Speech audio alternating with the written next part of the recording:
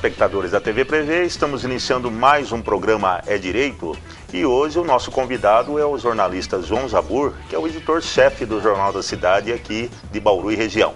Me acompanha nessa entrevista a doutora Rossana Curione, que é juíza da Primeira Vara Civil de Bauru. Tudo bem, João? Tudo bem? Prazer em tê-lo aqui. Muito obrigado, o prazer é meu, doutora. João, nós temos ouvido assim de uma forma ainda muito sorrateira ultimamente sobre aquele Conselho Nacional de Jornalismo que o ex-presidente Lula pretendia criar, né, na forma de regulamentação do setor de jornalismo, né? E parece que a presidente Dilma retomou, né, de uma forma bem discreta esse projeto. Qual a sua opinião sobre esse órgão regulamentador do setor de jornalismo?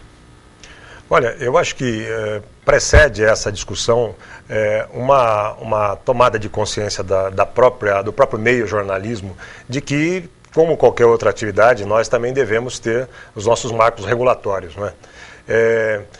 Hoje se discute muito entre os jornais, na indústria de jornal, a autorregulamentação, até como uma reação dessa proposta do presidente Lula de se criar um conselho para fiscalizar as atividades do jornalismo. Então, nós temos essas duas faces da mesma discussão em andamento, né? Você disse que a presidente Dilma recupera um pouco essa discussão, embora num outro patamar, bem mais arejado, bem menos direcionado, bem menos, eu diria até, bem menos instrumentalizado, né, do que na ocasião em que o presidente Lula propôs esse conselho. Parece, às vezes, que o jornalista ou os jornais, claro que há jornalistas e há jornais, mas na média parece às vezes que os jornais e os jornalistas não querem ter nenhum tipo de tutela, nenhum tipo de fiscalização, nenhum tipo de controle ou autocontrole. Isso não é verdade para aqueles que são fiéis às propostas, à essência do bom jornalismo, né? Para tudo há limites, para tudo há um marco, para tudo há legislação e a ética perpassando a todos nós, né? E o que nós não admitimos naquela ocasião com a iniciativa do presidente Lula, de setores mais radicais do PT, foi a forma como estavam tentando fazer aquele conselho, de uma forma praticamente unilateral, criando-se um conselho também unilateral, mais baseado na militância de políticos e de membros do PT, exatamente, ficando claro, nitidamente, que seria um instrumento, um órgão de controle, na verdade. E controle não é bom, né? Controle tem limite. Controle, talvez, em algumas atividades nem deve existir, né?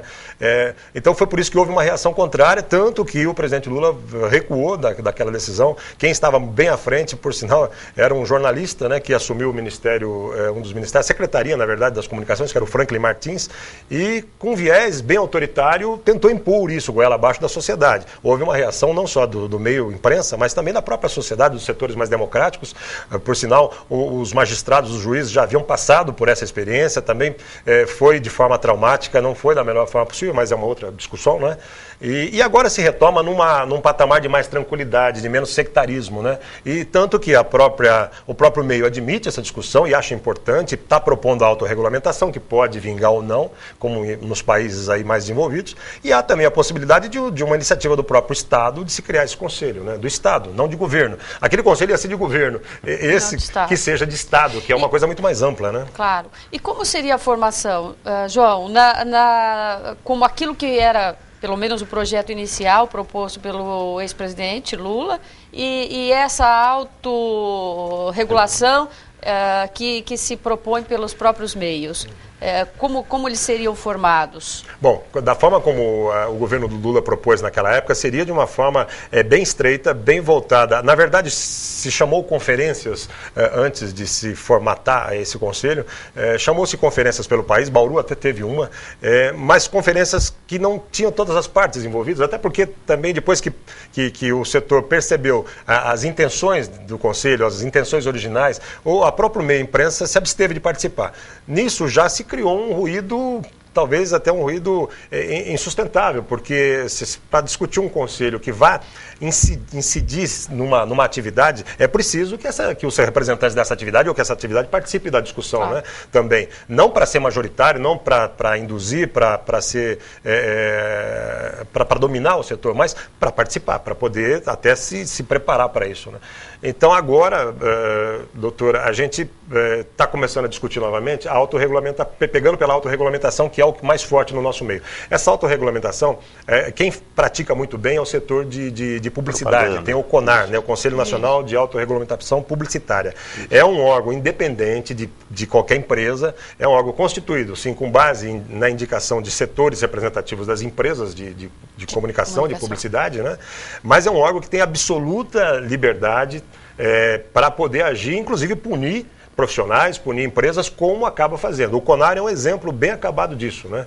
É complexo, é difícil, porque ninguém gosta de admitir a punição, ninguém gosta de investir em algo para que vá eventualmente puni-lo, né? Mas é algo que nós temos que enfrentar. É uma forma, talvez a forma menos dolorida, entre aspas, né? De se fazer, de se checar o nosso trabalho diariamente, se nós estamos dentro dos parâmetros legais, éticos, né? Porque algo tem que haver, né? A legislação existe, né? Alguns setores defendem que... Mas já há legislação para punir os abusos praticados pela imprensa. Mas isso não impede que haja uma autorregulamentação ou que haja mesmo um conselho, a sociedade ali incidindo, não incidindo no dia a dia do meu trabalho, dizendo o que eu tenho que escrever, de que forma eu tenho que escrever, que seria já uma interferência, uma ingerência atividade absurda. Abstratamente, Abstratamente. Né? Agora, o conselho, para ir mais objetivamente na sua pergunta, eu não sei como formaria, né? Teria que ser algo muito paritário e entre sociedade e o setor, e talvez até uma participação do Estado, eu não sei, mas o que é fundamental nisso, com muita independência garantida, inclusive por legislação, né? Isso. Com muita independência, com autonomia total para agir da melhor forma possível. Não uma constituição de uma feição só para constar, né? Não. Porque nem, aí também não teria razão de ser. E nem uma associação a mais, porque nós já temos a nossa associação que nos representa, né? Aí já não teria sentido. Por falar na associação, Jabor, a Associação Nacional dos Jornalistas, ela acompanha tudo o que está ocorrendo no setor também, de uma certa forma. Não talvez com essa tendência de uma intervenção, mas ela acompanha o trabalho dos jornais, das televisões, ou seja, do jornalismo como um todo pelo país, não é isso? Nós temos a Associação Nacional de Jornais, né, que representa a indústria jornalística. E temos a Federação Nacional de Jornalistas, que engloba todos os sindicatos de jornalistas, né? Ambos atuam, cada qual, um no campo patronal, outro no campo trabalhista, representativo dos trabalhadores do setor, e cada qual exerce o seu poder de influência, de fiscalização, inclusive, né? A própria Associação Nacional de Jornais tem um código de ética. Os jornalistas, a FENAGE, tem também um código de ética dos jornalistas. Há um código de ética dos jornais e dos jornalistas. Claro que é um pouco utópico falar que ele é seguido rigorosamente, né?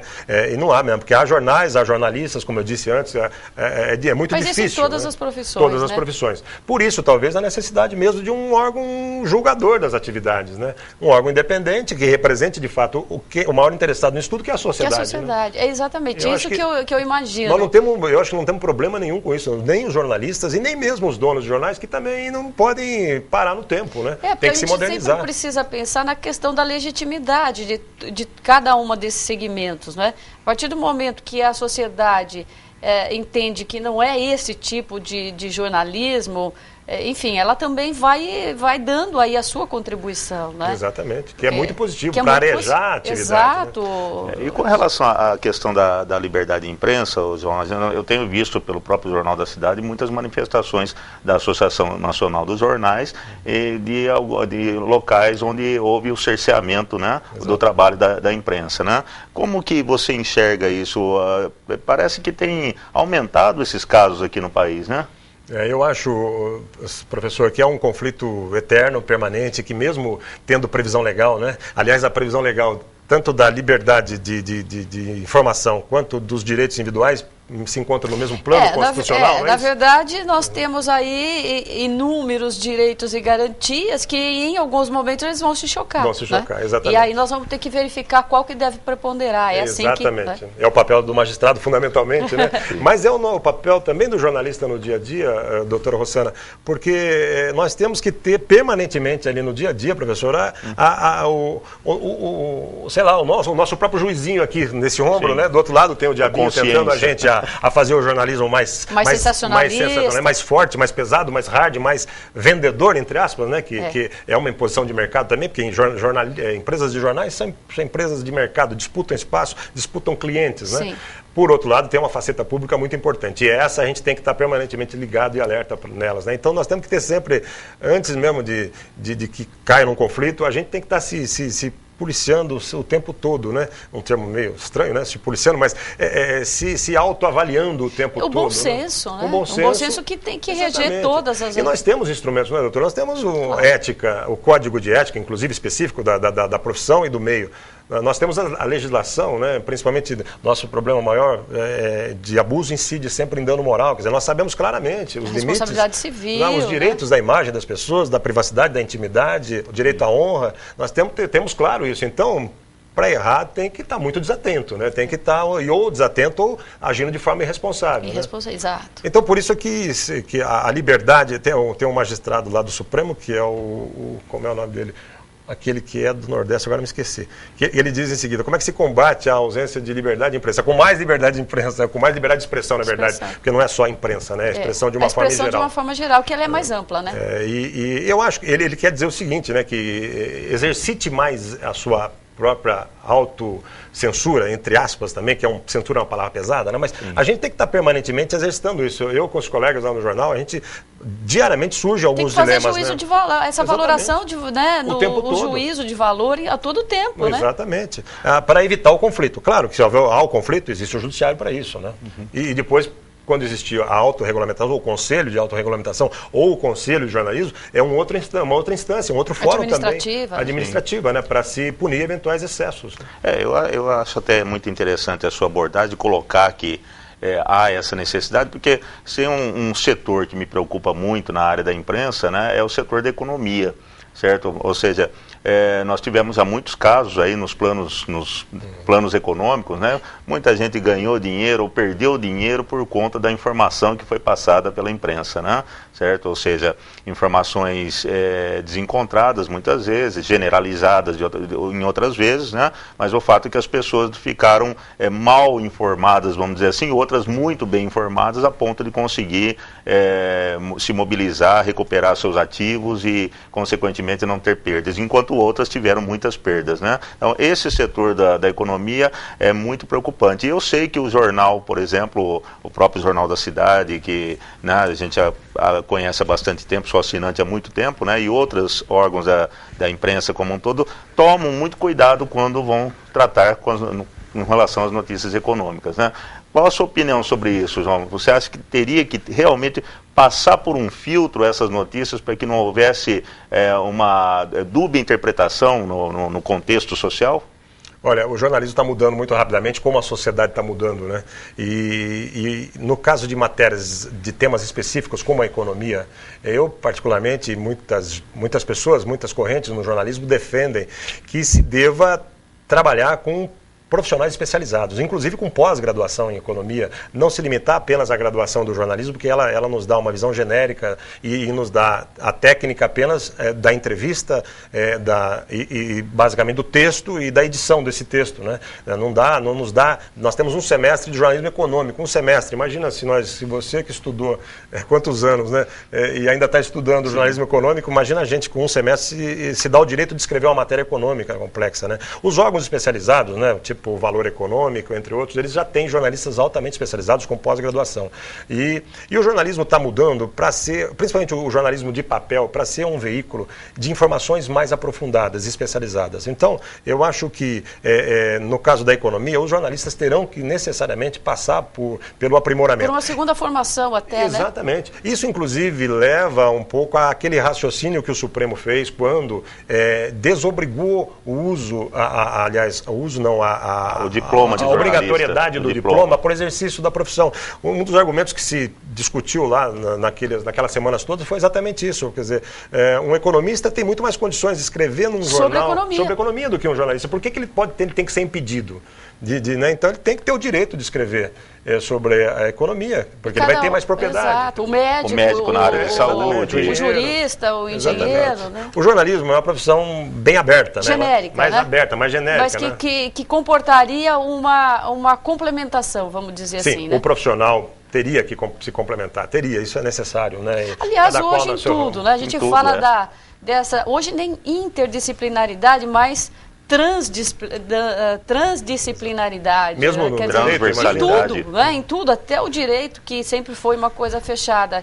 Então, não tem como, né? Não dá para a gente atuar num setor sem você conhecer o resto periférico, porque você não vai trabalhar bem, né? O mundo deixou de ser vertical para ser horizontal. Exatamente. Né? E nós temos que ter essa horizontalidade no nosso labor, né? No nosso trabalho, no nosso aprendizado. E hoje, cada dia está sendo mais difícil de ser profissional, porque ela exige isso. Né? Não adianta você chegar lá, você é professor, e você dá aula de história contemporânea, não adianta você ir só com essa noção, você tem que ter uma visão do todo, porque isso está inserido num contexto maior. São as chamadas transversalidades. A transdisciplinaridade, essa coisa que vai exigindo uma e influenciando a outra. Né? Porque a vida não se dá isoladamente para ninguém, né? Quer dizer, você está sob a incidência de influência de todo tipo, de todas as áreas, e quanto mais o profissional dominar de uma forma holística as outras habilidades, ele vai ser um profissional mais preparado para atender a demanda das pessoas, que cresce. Felizmente, né? Apesar de não parecer, às vezes, da educação no país ainda capengar,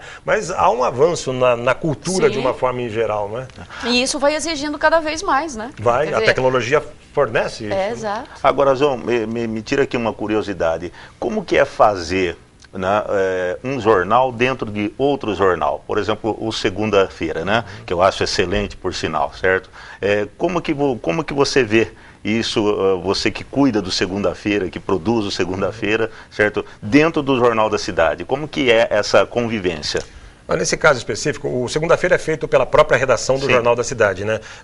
Ao longo da semana, umas 4 ou 5 pessoas se descolam do dia a dia da redação do Jornal da Cidade para já começar a preparar o Segunda-feira, porque é um jornal que tem uma boa parte de matérias que a gente chama de frias, né, que podem ser pré-elaboradas, e tem aquelas que são as quentes, que na verdade se traduz nos esportes. O que a gente fez na prática foi tirar do JC a parte de esportes, a parte de entretenimento, lazer, e acrescentar um pouco de comportamento, e isso virou Segunda-feira. Quer dizer, uma opção que tem a pretensão de fazer com que as pessoas iniciem a semana de uma forma mais leve, mais suave, consumindo ali esportes, um pouco de televisão, programação, lazer, dicas, um pouco de coluna social, um pouco de comportamento angulada no dia a dia das pessoas, né, que hoje em dia cada vez mais as pessoas procuram no jornalismo aquilo que resolve os problemas imediatos dela e não tanto os problemas públicos mais, né? Sim. Isso é até um dilema para a gente, né? Quais os limites disso, porque o jornalismo, essencialmente, ele trata da coisa pública, né? E as pessoas estão um pouco distantes do público. O público, Brasília, a corrupção, ela indigna, mas não move ninguém a fazer nada, né? E agora, se eu disser que tem uma promoção no supermercado ou que tem alguma coisa que o gás vai subir amanhã ou daqui a uma semana, isso chama mais atenção. E os assuntos da vida, de vida. Sejam assuntos de baixo instinto, de desgraça, de curiosidade, de fofoca, sejam assuntos tabus. Por exemplo, ontem o nosso site, eu estava até comentando com os colegas, o casamento gay que foi indeferido pela justiça ontem em Bauru foi a notícia disparadamente mais lida do site do jornal hoje. Disparadamente. E olha que nós tínhamos assuntos importantes lá. Por quê? É uma novidade, é polêmico, é tabu, é um assunto tabu, né? Primeiro que casamento já é algo que atrai naturalmente. Aí, entre pessoas do mesmo sexo, quer dizer. Exato. Então, e nós conversamos aqui com a doutora Ana Carla, né? Sobre isso. Ela foi uma das juízas do caso. Mas então é isso. Segunda-feira é essa derivação do jornal. Porque o JC é um jornal que no nosso linguajar é chamado de hard, jornalismo hard, pesado, quer dizer, aquela coisa que é importante, mas nem sempre é muito interessante tudo que tem ali. É que o jornal é um mix de coisas, então as pessoas, cada um busca uma coisa, acabam consumindo. Segunda-feira a parte mais light. A segunda-feira ficou mais light. Até segunda-feira pode se tornar um jornal diário, inclusive, né? Existem divagações. Mas é bom, é gostoso. Para quem está no meio, é prazeroso, né? O carro-chefe é o esporte. Eu acho importante porque o que muita gente reclama hoje no telejornalismo, mesmo no jornalismo escrito, né, no papel, é as tragédias, muita tragédia, Hoje mesmo, num telejornal que tradicionalmente é mais light, vamos dizer assim, já começou com tragédia, né? Ou com assalto, ou com isso, ou com aquilo. Então, eu acho uma linha mais interessante de edição, né? De editorial, tudo no sentido de que... Desfocar desse lado. Isso, né? Desfocar um pouquinho, né? Dessas tragédias, né? Olha, se me permite um comentário, Said, professora. O mundo está mudando de tal forma, e as pessoas estão sendo provedoras das informações de si mesmas e também fornecedoras, que eu começo às vezes até a me perguntar, né, é muita responsabilidade ou é muita, talvez, prepotência achar que nós sabemos o que as pessoas querem ler e é assim que ocorre hoje, não existe outra invenção nessa área de comunicação, agora o mundo está mudando, mas como é que eu sei exatamente o que as pessoas querem ler no dia seguinte? Que poder é esse que eu tenho de selecionar e ainda na hora de construir a notícia, hierarquizar a informação de acordo com a minha visão, que eu sou que eu vou falar para milhares, ou em alguns casos milhões, né? Quer dizer, isso inclusive está tendo um impacto muito grande, né? Está sendo muito questionado o jornalismo partindo de poucos para muitos, quer dizer, ou a informação pelo menos, né? A informação já ficou de todos para todos, não é mais de há 20, 15 anos atrás você queria uma informação necessariamente rádio, jornal e TV, né? De 15 anos para cá não, né? Você tem um mundo da internet que te abastece, claro que tem que tomar com muitos cuidados, saber selecionar e buscar, enfim, tem todas as armadilhas, fontes, né? Já que você tocou nesse assunto. Mas é uma responsabilidade que às vezes eu até me pergunto se isso é justo até com a sociedade. Por que nós temos que ter isso? No momento em que você vai escolher o que vai ser publicado, né? Por que eu tenho que saber isso? Não, as pessoas deveriam ter uma forma de interação tal. Eu acho que é importante. A sociedade precisa de editores, né? O jornalista é um editor. Para talvez interpretar, para selecionar de acordo com alguns parâmetros, né? Mas mudando um pouco essa relação, eu acho. E já que você tocou nesse assunto da internet, João, como que as tiragens dos jornais caíram bastante em todo o país, né? Muita gente acessando hoje os jornais pela internet. O próprio Jornal da Cidade reformulou o layout da internet por esses dias, né? Certo? Como que fica essa relação do jornal papel e do jornal internet? Como que vocês enxergam, você como editor-chefe, como que você enxerga isso? Olha, no Brasil nós vivemos uma transição. Nos Estados Unidos essa transição já praticamente foi feita. Os jornais de papel se esvaziaram bastante. O site do New York Times hoje tem muito mais pessoas lendo do que lendo o jornal papel, né?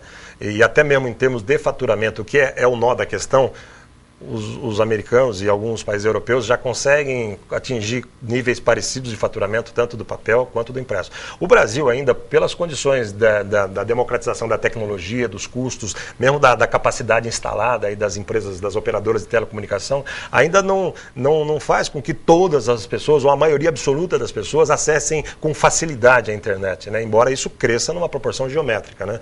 Então, até há 10 anos atrás, nos nossos congressos de jornal, nós tínhamos esse fantasma nos assombrando, né? Acabou o jornalismo?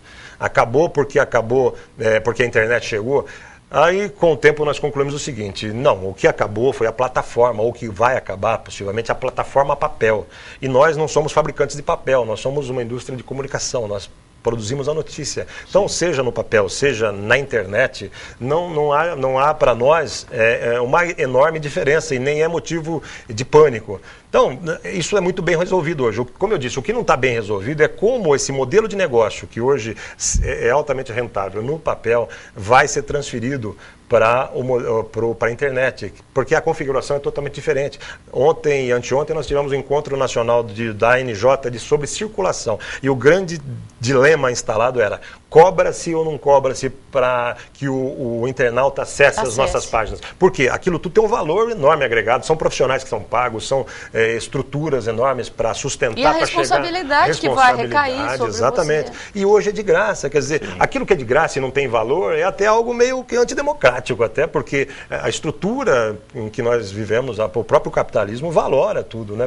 E o valor, ele não é só a questão monetária, o valor agrega credibilidade. O crédito, se aquilo é feito, é pago, é cobrado, não pelo dinheiro, não sei se eu consigo me fazer entender, mas é um dilema que nós vivemos, tá ali disponível, tudo, praticamente tudo, um ou outro jornal ainda fecha, mas a ideia e o que vai acontecer é que as pessoas vão ter que assinar o site, ou também pode ser que possam consumir uma notícia e pagar por aquela notícia R$1, são 50 centavos, ter essa experiência também sendo feita. E tem uma outra experiência que é defendida por alguns grandes jornais brasileiros, que é o seguinte, aquilo que é notícia, que todos têm a factual, que é um commodity. Hoje notícia é commodity, porque inclusive não precisa ser jornalista. O sujeito está andando na rua, vê um acidente, ele filma com a câmera dele, posta no YouTube ou no Facebook ou no Twitter, escreve algumas linhas e pronto, ele já comunicou aquele acidente. Quer dizer, então isso é um commodity hoje, a informação. Então há uma corrente que defende que isso não deva ser cobrado e que sim, que se cobre pela análise, pelo jornalismo interpretativo, aquele mais aprofundado. Aquilo que o profissional se debruçou para elaborar. Exatamente. O que eu acho até bacana, porque esse é um trabalho que para o qual... Que tem que ser remunerado, que tem que ser muito bem remunerado. Agora, a notícia commodity ou comum, tem um jornal americano, Wall Street Journal, que inclusive já tirou do papel todas as notícias factuais, que é o acidente, pôs no site, no jornal papel, você só lê análises, que é um dos maiores jornais de economia do mundo, inclusive, né? Wall Street, você deve conhecer. Que quem gosta de jornal quer isso, né? Você quer lá ver a análise, né? A profundidade, quer dizer, um pouco da interpretação, tomando cuidado para não cair no opinativo, porque tem veículos por aí confundindo um pouco, fazendo notícia opinativa, induzindo isso também. Isso também não dá, né? A própria televisão também, você tem a televisão como... vamos dizer assim, visível, né? E ela hoje está na internet, está também até no celular, nos celulares, você vê onde você vai. Só fazendo uma ressalva rápida, até para eu não ser demitido na hora que sair daqui. Os jornais regionais, eles mantêm ainda, pela característica da regionalidade do espaço restrito, eles mantêm ainda raízes muito sólidas, né? E existe toda uma série de pessoas, de uma população enorme ainda, que não abre mão, mesmo tendo na internet de graça, prefere pegar o papel, o jornal, folhear. É como você ler um livro. É como ter um livro em casa. É o meu caso. Eu acesso, muitas vezes eu acesso pelos dois canais, quer dizer, o jornal em papel e ainda vou na internet depois. Para ter essa sensação, né? Tem a mesma coisa lá. A mesma coisa. Então eu acho que tem uma vida razoavelmente longa, a gente não pode dormir em berço esplêndido, né? Tanto que você está vendo aí a reformulação do nosso site, vai crescer muito daqui para frente. Aliás, democratizou mais, né, Jabur, porque as notícias agora são em tempo real, né? Praticamente, ou seja, vão postando à medida que elas vão ocorrendo, né? Exato. Certo? E não é só o jornal propriamente, à medida que as notícias estão ocorrendo, vocês agora já estão postando. Exato, ele ficou em tempo real de fato. Isso. Né? Porque é um veículo eletrônico, ele tem que ser instantâneo, né? Tem que ser atualizado. Tem notícia que é atualizada, inclusive. Né? Ela começa pequena, aumenta, enfim. Eu achei muito interessante. Isso é fantástico. Agora, do ponto de vista ainda voltando à questão da regulação, para nós aqui fecharmos essa questão, né? Esse problema da regulação esbarra nos interesses comerciais do jornal, da empresa jornal, vamos dizer assim? Esbarra, eu acho que esbarra, claro, não vamos ser poliânicos ao ponto de dizer que tudo é só uma discussão legal, jurídica ou ética, claro, né? Eu acredito que o empresário de veículo de comunicação vive uma situação muito mais confortável, porque jornal, revista, rádio, TV, mais do que um negócio econômico em si, é um instrumento de poder formidável, né? Sim. Então, quanto menos você tiver que prestar conta do que você faz, quanto mais você puder trabalhar esse instrumento de forma autônoma, vamos dizer assim, é claro que mais poder você tem, né? Então, há uma resistência mesmo por parte de boa parte de empresários, né? Há os empresários mais modernos, mais democráticos, mais arejados e que sabem também que é inevitável a democratização de tudo, inclusive dos meios de comunicação, e que já se preparam para esse novo momento, né? Que é inevitável, né? Isso é inevitável, isso que eu ia falar. Os jornais cobram a democratização e eles também têm que ser democratizados. Porque senão é uma coisa muito contraditória, né? Quer dizer, você se diz aí um veículo, um defensor da democracia, um pilar, inclusive, mas desde que ela não me atinja. Isso, né? Exatamente. Aí também não dá certo. Não dá. A gente vai ter que... Então tem os interesses, claro, né? Você pega aí pela história, Assis Chateaubriand, esse homem governava o Brasil praticamente nos anos 60, 50, com o poder dos veículos de comunicação dele. Claro que de lá para cá as coisas mudaram, nós temos uma rede de TV muito forte aí que até algumas eleições passadas tinha um papel, hoje já é outro papel, já não interfere tanto no processo político, né? Como interferiu, né? A sociedade cobrou, isso é bom, porque a sociedade, a gente fala de regulamentação, de órgãos aqui, órgãos dali, autorregulamentação, Mas o fundamental de tudo, É a doutora sociedade. Rosana lembrou bem, doutora Rosana, a sociedade é que tem que avançar. Ela é o maior garantidor. O regulador, é maior ela que regulador, regula, né? maior regulador, exatamente, doutora. E essa saraivada de críticas que a imprensa está sofrendo por parte desses políticos agora que, né, nós tivemos essa semana uma comentando que isso é fruto da imprensa marrom, da imprensa irresponsável. Como que você vê tudo isso? Eu vejo assim, o dia que os políticos começarem a elogiar a imprensa, acabou a imprensa. Acabou a imprensa. Acabou. E a democracia está seriamente comprometida. Então é ótimo que eles se esperneiem à vontade, porque a imprensa e a política são por si só, por natureza, algo que não tem muita passividade. Aí, né? Meio incompatível no sentido de que da convivência pacífica. Não tem. Exatamente. Porque é que eu falei agora há pouco. Quem é fiscalizado não gosta do fiscal, né? Do fiscalizador, do fiscal, exatamente. Então, essas teorias de conspiração que surgem aí é tudo. Mas faz parte, né? Faz parte, E a imprensa, com todas as suas mazelas, seus defeitos, tem tido um papel importante, né? Você vê quedas de ministro há poucos meses aí, determinadas por matérias que surgiram na imprensa, não surgiram de investigações de procuradorias, de órgãos de autocontrole do político ou de governo, surgiram de matérias da imprensa, né? Então, a imprensa, ainda com todos os seus defeitos, ela é imprescindível, é importante. Tem que arejar muito mais, isso sim. E algumas coisas que estão acontecendo que a gente começa a perceber, bom, acho que não é... As coisas devagarinho vão começando a mudar, né, João? Não, né, doutora? Entram, a gente não percebe muitas vezes no cotidiano, mas... mas as coisas começam a mudar. Na hora que a história dá os saltos maiores, a gente percebe nitidamente. Né? Tá ótimo, então eu gostaria de agradecer aqui ao João Zabur, que é o editor-chefe do Jornal da Cidade, pela excelente entrevista que nos deu, né? Espero contar em outras oportunidades com você aqui, viu, João, para a gente continuar discutindo essas questões, até porque nós estamos no meio também, interessa a todos nós, interessa a coletividade saber dessas questões da imprensa, de regulação, de liberdade, e a imprensa que tem um papel preponderante na vida de todos nós. Então, muito obrigado, viu, João, pela sua presença. A doutora Rosana, mais uma vez, me acompanhou nessa entrevista, e eu peço a você, telespectador, que continue assistindo a programação da TV Prevê. TV Prevê, o canal da educação.